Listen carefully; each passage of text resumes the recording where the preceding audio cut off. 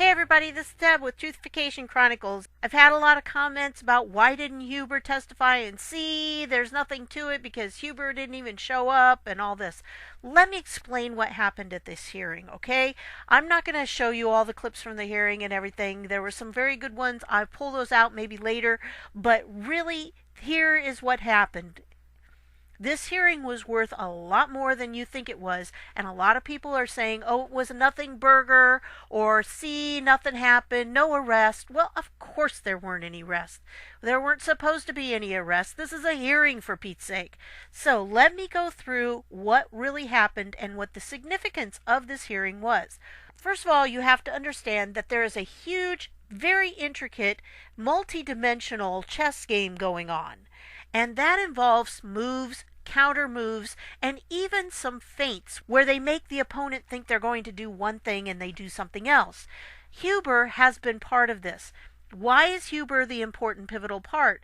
Well, Huber was involved with the Uranium One investigation. He knows a lot of information about that. And that is upsetting to the people who were involved in Uranium One because Huber already knows what was going on. And so it gave him a leg up in all of this investigation. Plus, the investigation that Huber is doing is taking place out in Utah, right next to the NSA, great big facility there for all their storage of all the evidence he needs. So it is not just Huber doing all this. There were a lot of things the Republicans asked the DOJ to look into, and it included about 30 different questions that they had. So it's not just the FISA abuse, it's not just the Clinton Foundation, it's Uranium One, it's lots of things that are part of all this. So not only is Huber investigating, but there are also other U.S. attorneys who are investigating these different things.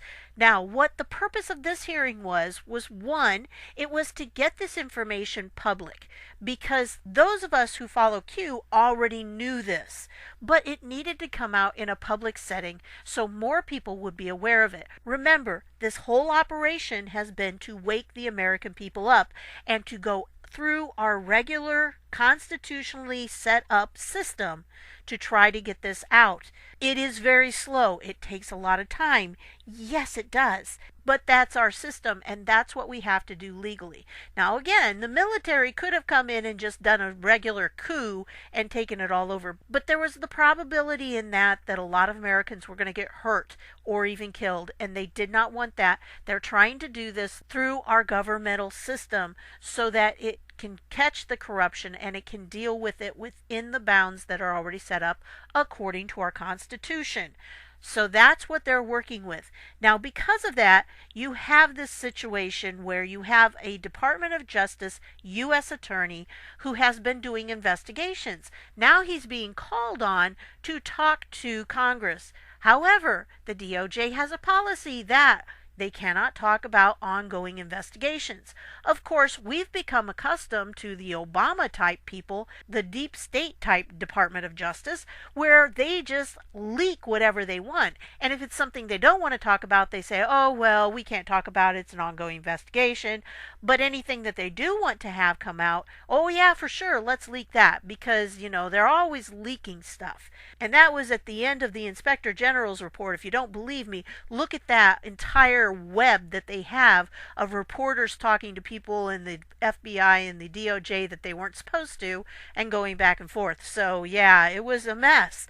And Horowitz did point it out there. So with Huber, he would not be able to discuss anything. So the Department of Justice didn't let him come in to testify. I tend to think that's because, yes, there's an ongoing investigation. If the investigation is finished, then they still can't talk about it until the indictments are unsealed, because everything is sealed at this point, and that means that the evidence can't come out to the public because it's sealed.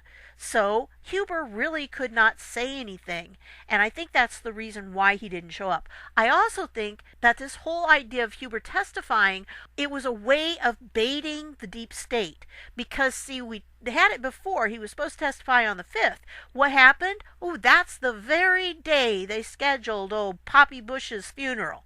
I'm not going into the timing on Poppy Bush's death and everything, or the circumstances around it. I'll let that go for now. But they did have a few days leeway, and they chose that specific day. It's very telling. What are the odds of them picking that exact day? They did it on purpose. And then, of course, you have the envelopes at the funeral, and you have Jeb Bush looking like he'd seen a ghost when he looked at what Laura showed him, and she looked very distraught. So something's up with those, and we know that those were a counter move that our white hats gave to them. And so that's why they were so shocked by it. And only certain people got them. If you ever notice in the video, Jimmy Carter was sitting next to Hillary Clinton, and he glanced over. He saw her with the envelope and saw her take it out, and he looked through his program to try to find one, and there wasn't one there. So very telling. And the whole thing about Karen Pence, I don't know, folks. I really don't, because I still am a believer that Mike Pence is a good guy. He's a white hat. I think he is very much a fan of Donald Trump's. There have been a lot of videos where he's in the background and you see him watching Trump speak, and there is just this big, fanboy type look on his face. He's a big fan of Donald Trump's. That's what his body language tells. Maybe I'll end up being proven wrong on that, but I really think that Mike Pence is a good guy, a white hat. I think that he was chosen because if just by the outside chance something would happen to Trump, then he would be the person to step up. He could never fill Trump's shoes, that's for sure. But he would have the ability to keep the government running and to allow the white hats to finish the tasks that they had at hand. But keep in mind, there always is the ultimate plan the military has, that if things get out of hand, they can step in militarily. And by the way, for those who follow Q, I think that's what Z avoided means. Okay? So this is the situation we have. Huber wasn't there. I think that was a fake out to the deep state, to panic them more and to cause them to do more things that end up exposing who they are. And I also think that Huber legitimately couldn't talk because nothing's been unsealed yet. So I don't know what the schedule is. I don't know when things are going to happen. All I know is that the courts martial manual updates go into effect on January 1st. So that I know, and I really think the major arrests can't come until after that. But some stuff will have to come out, and I think the FISA is going to be declassified and all the documents that go with it, because there are a bunch of documents that go with it. Don't think the FISA is it. The FISA is only one little portion. I think it was Jim Jordan or Mark Meadows or maybe Devin Nunes, and they were talking about there being 4 buckets of information they wanted declassified. So I think we're going to see a lot of stuff come out. And when all this stuff comes out, it's going to be so obvious that they were all involved and that Obama was a big part of it. I'm going to put a link down below to Dan Bongino's podcast from Friday, which is now yesterday. I don't know when this is going to actually upload, but he explains what's going on there, and with Flynn and everything, he's got a really good perspective on that. With this particular hearing, was it a failure? Oh no, because we found out the following things. We found out from Tom Fitton that the Department of State does have Hillary Clinton's server. Ooh, surprising. So they do have access to that. Then we found out from this Doyle and Moynihan guys, the outside whistleblowers, because they are kind of whistleblowers, but they are from the outside of the Clinton Foundation. We found out that yes, there were crimes committed within that. All of this stuff comes together, and we start seeing this being entered into public knowledge. We see that yes, there are independent people who have investigated it and who have come to the conclusion that there was pay to play in the Clinton Foundation. And we found out that yes, confirmation, the FBI does have an ongoing investigation on the Clinton Foundation, and that there were FBI agents who filled a 747 full of evidence from Little Rock, Arkansas. So yeah, stuff is happening, folks. We just have not heard it because it's supposed to be kept quiet while it's ongoing. That's been the problem in the past. We get all these things in bits and pieces, and then the press fills in the blanks however they choose to fill in the blanks, and not always correctly. So they get all this fake news out there. They just make stuff up. And that's not what you're supposed to do. You're supposed to report the news, and if you don't have news to report, don't make it up. So this is what happened with this particular hearing. There were a lot of things that came out. It was very important to know that these things were happening. And one of the biggest things is that Huber is not the only one investigating it. And I think the reason for this is because the White Hats have to make sure that these arrests are not pinned on Trump as merely political revenge, because that's what Obama did. So, of course, remember what psychological projection is. That's what the left is going to project onto Trump. If they were in the situation, they would use their political office to arrest their opponents. If the tables had been turned, believe me, if Hillary Clinton would have been elected president, you would have seen all kinds of political targets that would be going to prison and would have their lives destroyed. We've seen that happen already. So remember, psychological projection is accusing other people of what you yourself are guilty of. And that's what the Democrats and the liberals like to do, especially the deep state, because they think everybody thinks the same way they do. And so they see it as, well, I would do that if I were in that situation, so obviously they must be doing it too. And that's why they accuse them. And then, of course, the press, who is with them, picks it up and they run with it. And then they turn around and they say, see, look, it's in the press. It must be true. So it's kind of like a circular reasoning type thing, but it's not real, and it doesn't matter what they're doing. We have to have a higher standard, and I know people are tired of that, and they say, what difference does it make? Well, it does make a difference, remember? It does make a difference. We have to hold to the rule of law, too. We have to do things legally. If we don't, then our justice system isn't worth anything, and our Constitution isn't worth anything either. So this is what happened in this hearing. All this information came out that, yes, there is reason to suspect the Clinton Foundation of some serious crimes. Ironically, one of the things these guys pointed out, that they were working in the foreign agent type situation, which is exactly what they accused Manafort of, and he was prosecuted and tried and convicted of. Again, an example of projection. They do it. That was one of the first crimes that they wanted to point at, and that's why they treated him so badly. So this hearing was well worthwhile. It does have a lot in it. I know there were parts of it that it was like, I don't know what these guys are saying. Yeah, that's understandable, because they were using a lot of IRS terminology and numbers and things. But the foundation of it is, did they, after all their investigation, and they are independent investigators, if you watch this, they were being targeted by both right and left. People were not happy with them on either side, it seemed like. So they are definitely independent. And if these independent investigators came to the conclusion that, yes, there was pay to play in the Clinton Foundation and other things that were illegally done by the Clinton Foundation, then yes, there is reason for this to happen. It's not a political attack on Donald Trump's opponents. And that's an important aspect. I think, personally, that there are a lot of U.S. attorneys out there who have been tasked to do independent investigations on many of these subjects, the FISA abuse or the Clinton Foundation or many of the aspects that are involved in this, and they're doing them independently, so when it all comes together, they can't say, oh, look, well, Huber, he's one of Trump's guys, and so he did this. No, it's going to be all of these. There are going to be several U.S. attorneys who are involved in this and who give testimony, so it cannot be pinned as just one person making a targeted attack. It is going to be spread out, and there are lots of independent investigators like these two guys who are doing the same thing and coming to the same conclusions. So I really think that they're spreading it out so that there are many independent investigations going on. That way, it does not appear that it is just the DOJ targeting them. And that's the vital role that these two guys played in this investigation. And also Tom Fitton, because he is not part of the DOJ. So his organization, Judicial Watch, has been playing a huge role too, because they are independent. Although it's pretty well known that they are right-leaning.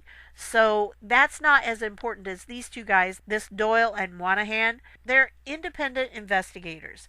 And that's a key to this. This has been done independently. They came to that conclusion. I think this is what we're going to be seeing across the boards, that we're going to not just see Huber. I think Huber's name has been used to taunt the deep state about the whole Uranium One thing, okay? And that doesn't mean he's not working. He is working. So it's not a lie. It's not a fake out totally. But bringing him in and having him supposedly getting ready to testify. But if you recall, in my last few videos, I said I didn't think he really was going to, because his name wasn't on any of the lists and I couldn't find it anywhere. So I was pretty sure he wasn't going to show. And it sounded like Mark Meadows was surprised he didn't show. So I don't know. But that's what I think has been going on. And I've got an Anon who kind of summarizes some things that I wanted to show you his perspective, because I think he helps you to see some of the points that I saw too, but he puts it together really well. So let me get that. Okay, this was on the 14th that he put this out. Clinton Foundation could pay for cabal prosecutions. Something nobody is talking about related to the Doyle-Moynihan testimony. Not a law fag or tax fag. Remember, the word fag they use here is just what they use to indicate an Anon who does that, but know a thing or two about the subject. They said that 0.01% of all donors contributed 80% of foundation donations. This would be the pay-for-play money, no doubt. They also said it was a hybrid of public charity, private foundation, and family partnership. That is a no-go. Public charities are what you want to be if you can. There are rules, for most folk anyway. One of them is that at least 33% of all donations must come from small donors, meaning each donor contributes no more than 2% of the total donations, and the remaining money can come from large donors. With the Clinton Foundation, that is impossible. Since 80% came from just 0.01% of all donors, it is not possible for 33% or more to come from small donors. At most, it could only be 20% from small donors. Any charity that does not fit the definition of a public charity is automatically defaulted to a private foundation. The fact that the Clinton Foundation cannot be a public charity means that it must be a private foundation. No other option other than not charity at all. The problem with a private foundation is there are rules, lots and lots of rules, and taxes. Not just taxes, but tax penalties, like 100% type of penalties. If Bill Clinton used it as his piggy bank, then any money he took out like that is subject to massive penalties. 100%, 200% type penalties. Somebody posted the Clinton Foundation 2014 tax return, and of all the money that was paid out that year, 5% went to charitable purposes and 95% went to salaries and other expenses. It is quite possible that the IRS could take the entire assets of the Clinton Foundation as tax penalties. Plus, all the donors who contributed and got a tax deduction probably did so thinking it was a public charity, which gets a bigger tax deduction than a private foundation. So those people, or the Clinton Foundation, would have to pay up too, with penalties. If the Clinton Foundation has $1 billion plus in assets, that would be enough to pay the cabal's prosecution without taxpayers paying anything. And all of that is besides any asset forfeiture that goes into effect from Trump's executive order. Kind of like Mexico paying for the wall. No sauce, just going from memory, and any tax fags welcome to correct any numbers that are off, but it is pretty close. So this tells me right here that they could be in mounds of trouble just for this. Now, I personally don't want to see them arrested and put behind bars just for tax things, although I think that's at least a start. I want to see them prosecuted for the other crimes that they've done. But if we can get them on this and get the ball rolling, this will break their hold, because it's going to strip them of all money, if this is true. And from what Doyle and Moynihan said in their testimony, I think this is very probable what will happen. if it's done by a clean IRS, which we hope it is. I hope they've been cleaning that out too. So anyway, this is what's there, and I wanted to share this with you. Again, this is an anon's idea, and it could or could not be true, but I'd be interested to hear if there's anybody out there who specializes in tax and tax penalties and things and would know more about this. It'd be very interesting to hear from you down in the comments. So that's what I've got for you tonight. So thanks for stopping by, and I'll see y'all later.